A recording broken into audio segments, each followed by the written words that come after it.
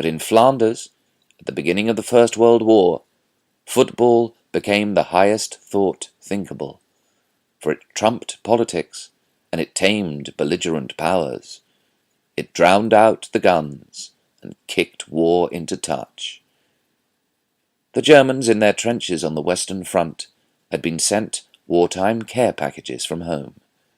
They contained tiny fir trees to decorate with candles. Curious Brits peered over the trenches to watch. Then they listened as the Germans sang Heilige Nacht, whereupon Brits joined in with Silent Night. The Germans cried, "You no fight! We no fight, Tommy!" Then they all emerged, defying snipers' shots. They walked towards each other onto no man's land, shaking hands and trying on each other's helmets. They swapped smokes and shared rum and schnapps. Everyone was ignoring their country's propaganda. Their excitable laughter would lighten the steel rain from Lee Enfields and Maxim guns and Mausers. In this Christmas lull, someone produced a leather ball, clambering out with it on Christmas Eve, 1914. The Scotsman dribbled the ball up and down the line, while others, looking about, made two goalmouths. One was formed from mounds of German forage caps, and the other from two piles of British greatcoats.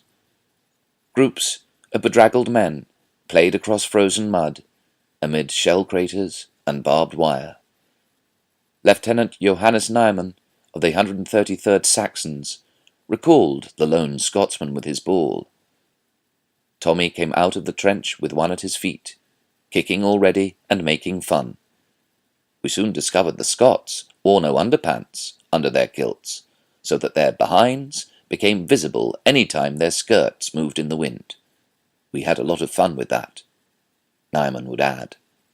And in the beginning we just couldn't believe it. He'd laugh as he remembered them larking about in the snow.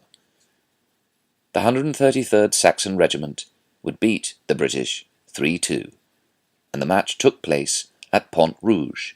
Then along the line there'd be more fraternization, the ball's juicy thwacks, upstaging gunshots. Though when the Lancashire Fusiliers took on the Germans, they only had a bully beef tin. Yet the score was diligently recorded. It was also 3-2, with Fritz promising Tommy a return match. And Corporal William Hunt from Huckleton Colliery, serving with the Sherwood Foresters, said, "Not the slightest notice is taken of shell bursts when a football match is on the go." Kurt Zamisch of the 134th Saxon Regiment wrote in his diary of "a lively game," and of "how marvellously wonderful, yet how strange it was. The English officers felt the same way. Thus Christmas," Kurt wrote, "the celebration of love, brought mortal enemies together as our friends for a time. I told them that we didn't want to shoot on the second day of Christmas either, and they agreed." Kurt described a Thomas Laurie Frost of the 1st Cheshires bravely visiting the German trenches, holding plum puddings to swap for sausages. Each side called out, "Merry Christmas." They then met up for a rare old jollification, as Frost put it, then a game. However, someone would photograph them all playing, and the photograph found its way to the War Office, resulting in Whitehall's forbidding such fraternization. Football with the enemy was an unthinkable treason. For a crude hatred was willfully engendered by each side. The Kaiser commissioned anti-English hymns of hate. Troops learned Hathgesen gegen England, and schools adopted them as secondary national anthems. Equally in England, in the Daily Graphic you could read, "Down with the Germans, down with them all. O army and navy, be sure of their fall. Spare not one, the deceitful spies. Cut out their tongues, pull out their eyes. Down, down with them all." And troops would learn it, off by heart, to boost their morale, while their country was told that war was a sacred cause. And yet, on Christmas 1914, there was not an atom of hatred that day, said Bruce, Bairnsfather, of the Royal Warwickshire Regiment. There was even mistletoe brought to the pitch from a Belgian wood, with bubbling cries of "Kiss, kiss, cuss, cuss."